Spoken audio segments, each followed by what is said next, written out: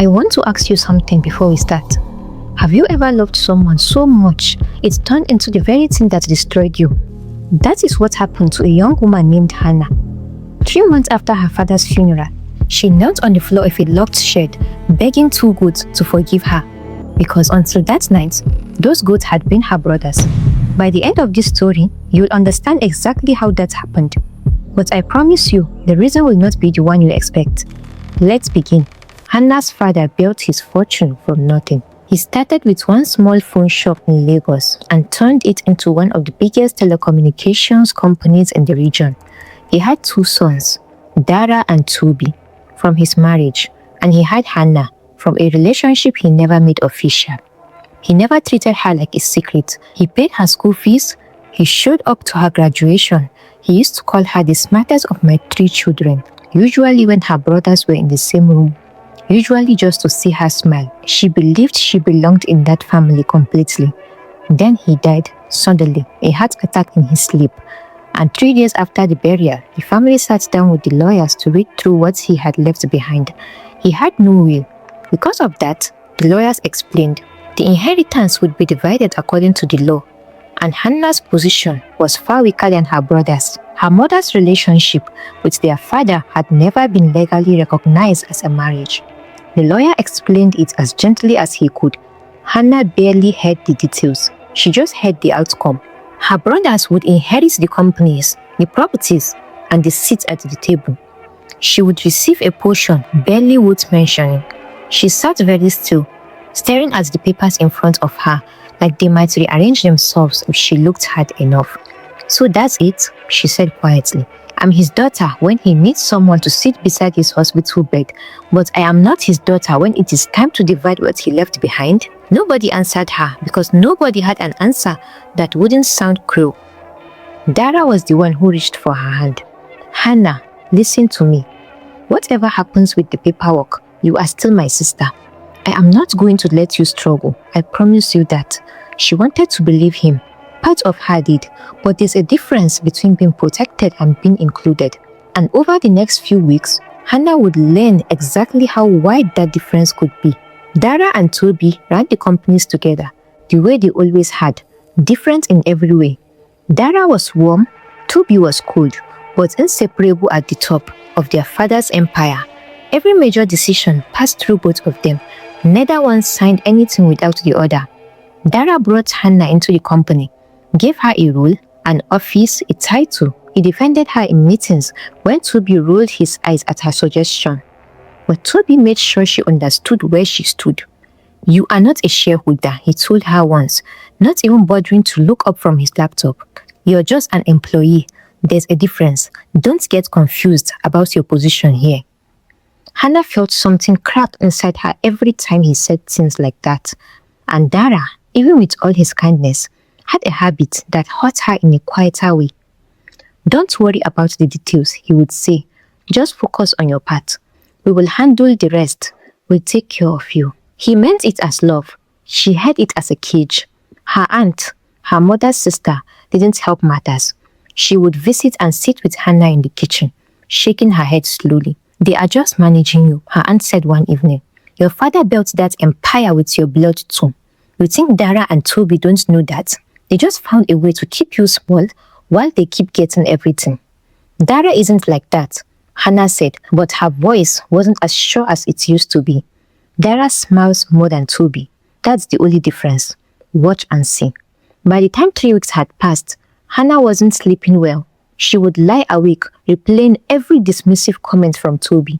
Every well-meaning but suffocating "will take care of you" from Dara. The 2 things had started to feel like the same thing, wearing different faces. That was when someone mentioned Obasi, a woman at her aunt's tailoring shop, speaking low like the name itself was dangerous. "He fixes all things," the woman said. "Family things, money things. People go to him when the law can't help them anymore." Hanna told herself she was only curious. She told herself she just wanted to talk to someone. She found his compound at the edge of town, behind a stretch of quiet bush, where the noise of the city disappeared completely. Obasi wasn't what she expected. No wild eyes, no dramatic robes. Just an old man sitting calmly on a wooden stool, like he had been waiting for her specifically. You want what was taken from you, he said, before she spoke a single word. Nothing was taken. It was never given to me in the first place. He studied her for a long moment. Some people say it's that way too. She told him everything.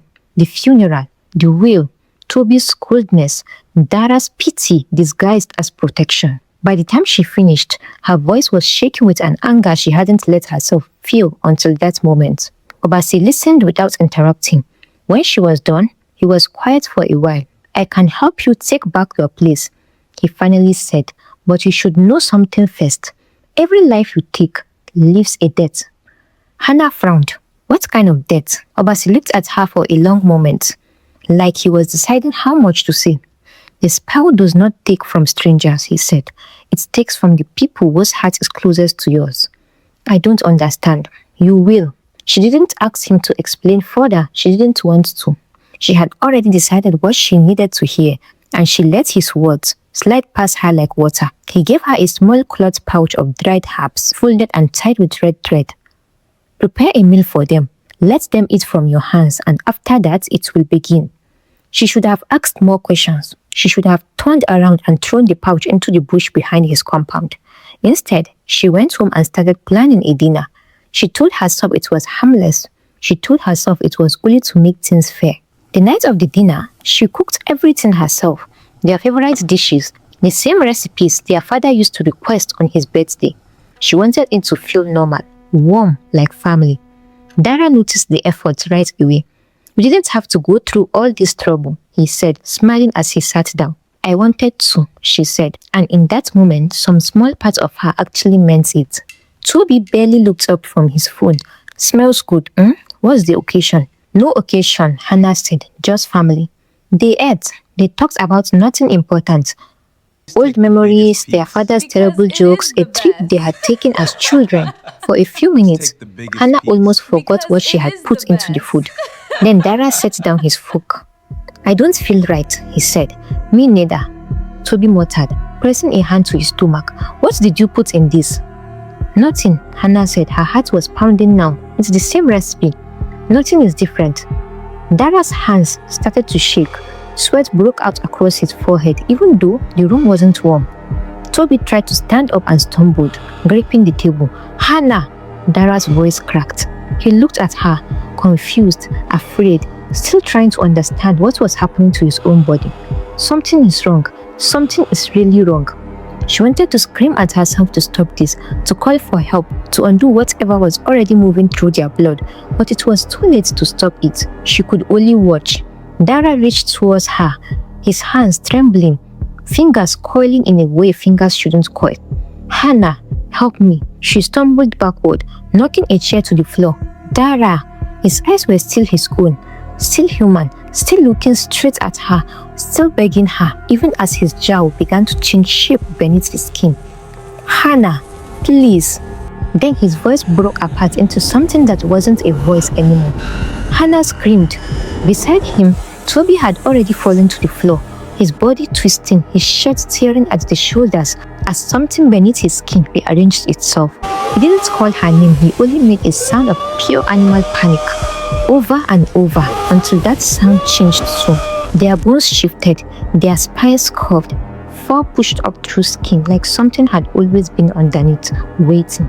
The last human thing Hanna saw was Dara's eyes, still fixed on hers, still full of fear and confusion, right up until the moment they weren't his anymore. Within minutes, there were no brothers left in that dining room, only two goats, standing where two men had been sitting, staring at her. Hanna sat frozen for a long time, her hands pressed over her mouth, her whole body trembling, and then something cold moved through her, something that had been waiting under all her grief and anger for weeks. She wiped her eyes, she looked at the empty chairs. Now, everything is mine, she whispered. The next few weeks moved fast. Hanna told the family that Dara and Toby had left suddenly for business overseas, an urgent expansion, she said, something they hadn't had time to explain before rushing to the airport. People believed her. Grief makes people accept strange explanations without asking too many questions. She took control of the companies, sat in her father's old chair, signed the document her brothers used to sign. For the first few days, it felt like victory. like justice, finally after years of being treated like an afterthought. But running a business isn't the same as watching someone else run it. She didn't know the vendors Dara had spent years building trust with. She didn't understand the contract Toby used to review line by line before signing. Employees who had worked there for a decade started resigning quietly, one after another, uneasy about the sudden change at the top. Deals fell apart. Partners pulled out. Within a month, two of the smaller companies her father built had already shut their doors. She sat alone in that big office every night, watching everything her father spent his entire life building slip through her fingers exactly the way she always feared it would, except now she had control, and it was still slipping away. At night, she would go out to the shed where she kept the two goods, unsure herself why she couldn't bring herself to sell them or send them off to the others. She told herself it was guilt. She told herself it would pass. But strange things kept happening. One evening, she stood outside the shed, exhausted, and murmured almost to herself, "I don't know what I'm doing anymore." One of the goats moved towards the fence and pressed its head gently against her hand, the same way Dara used to rest a hand on her shoulder whenever she looked overwhelmed. She pulled back like she had been burned. Another night, she mentioned the company's collapsing number out loud, frustrated, talking to no one. The second goat slammed itself against the fence again and again, snorting and stamping until she backed away in fear. It was the exact reaction Toby used to have whenever anyone questioned how the business was run.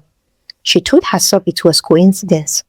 She told herself grief was playing tricks on her exhausted mind. But some night, standing out there in the dark, she couldn't make herself believe that anymore. Then, her body began to fail her too. It started small, bruises she couldn't explain, a tiredness that sleep never fixed. She told herself it was stress. She was running 3 companies alone, of course. She was tired. Then she started bleeding from her gums when she brushed her teeth. Small cut that wouldn't stop bleeding. She finally went to the hospital when she nearly fainted in a business meeting. The test took 2 days. When the doctor called her in, his face told her everything before he said a word. "Your bone marrow isn't producing the blood cells your body needs," he said gently. "It's a condition called aplastic anemia. It's serious, Hanna. Without treatment, it's fatal. You need a stem cell transplant, and you need it soon. So find a donor," she said, her voice thin. "We are already testing your family. It's not simple. The match has to be extremely close." 2 days later, he called her back in. "We've tested the relatives we were able to locate," he said. "Your brother Dara is the strongest compatible match by far. The room went cold around her, but we'd need him here to move forward," the doctor continued. "Do you know how to reach him?" Hanna sat in that office, unable to speak, unable to breathe, as every piece finally fell into place in her mind. The person whose heart is closest to yours. Dara wasn't chosen because he had done something wrong. He wasn't taken because he deserved it. He was taken because he loved her the most. Because out of everyone in that family, his heart had always been the one most tied to hers. And Toby, cold, distant, dismissive Toby, hadn't been punished for his coldness either. He had been claimed because his life was bound to Dara's and because he was tied to the very inheritance she had tried to steal. The ritual was never about guilt. It only took what was closest to her, and she had handed both of them over without understanding what she was giving up. She left the hospital that same afternoon and drove straight to Obasi's compound, her hands shaking on the wheel the entire way. He was waiting for her the same way he had the first time, like he already knew why she'd come. "Bring him back," she said before she even sat down. "Please, I'll do anything." "I told you there would be a debt," Obasi said quietly. I didn't understand what that meant.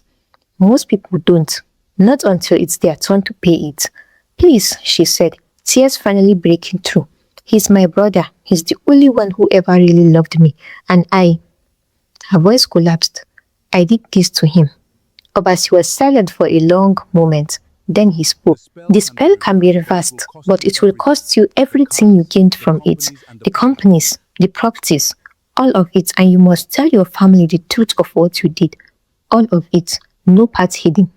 Hannah closed her eyes. Everything she had wanted since the day that lawyer read her father's will, everything she had convinced herself she deserved, all of it gone the moment she chose her brother's life over it. She thought of the empty office chair, the collapsing companies, the two goats standing in her shed, watching her with eyes that used to be human. And she understood finally the thing she'd been too angry to see for months. They hadn't taken her family from her.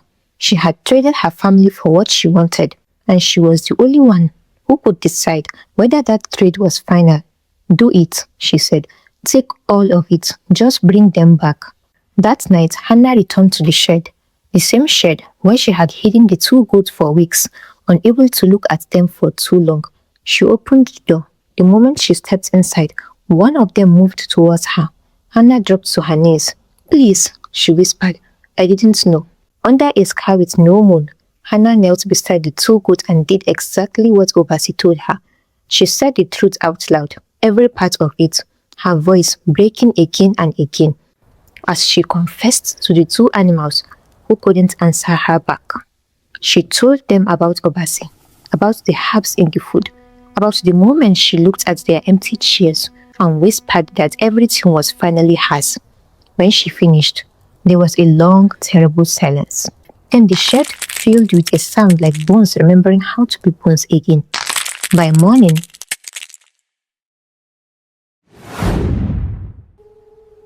two men lay on the floor of that shed instead of two goats, weak, confused, and alive. Dara was rushed to the hospital, but he wasn't strong enough for the transplant right away. His body needed time to recover from what it had been through. Hannah's condition was still getting worse with every day they waited. 3 days later, when his strength had returned enough, doctors performed the transplant. It worked. Hanna gave up everything, exactly as she'd agreed. The companies were placed under new management. The properties were sold. She kept nothing but the small forgotten share she had been given the day the will was first read. The same amount she had once called an insult. Dara eventually forgave her, but forgiveness didn't erase what happened. He could love his sister and still remember what she had done to him. There were nights he would look at her and something would flicker behind his eyes for just a second before it passed. Some wounds close, others simply become part of the scar. Toby never really did. He recovered. He moved on with what little he had left. But something between him and Hanna never came back the way it had been between her and Dara. Maybe because there hadn't been too much between them to save in the first place. Hanna still thinks about that dinner sometimes. The warm dishes, the old jokes, the moments right before everything changed, when she still had a choice. She used to believe her brothers took something from her the day that will was read. Now she knows the truth was much simpler and much harder to live with. Nobody took her family from her. She was the one who traded it away.